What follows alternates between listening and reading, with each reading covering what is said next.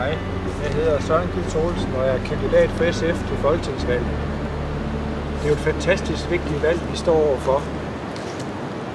Danmark har nu haft en borgerlig regering i snart 10 år og oplevet en stor nedtur på beskæftigelse, på miljø, på en lang række af de velfærdsområder, som er fantastisk vigtige for vores hverdag. Derfor er det afgørende vigtigt, at der nu kommer en ny regering. En regering, som vil være med til at gøre, at vi får et bedre Danmark med en større beskæftigelse.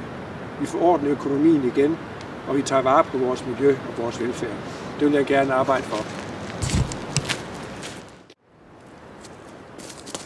Danmark er jo et fantastisk land, og der er meget at være glad for i det land, vi bor i. Men vi har brug for en ny begyndelse. Der er brug for, at vi tager fat på beskæftigelse, på miljø, får bragt orden i vores økonomi igen. Kort sagt, vi skal starte forfra. Vi har brug for en ny regering.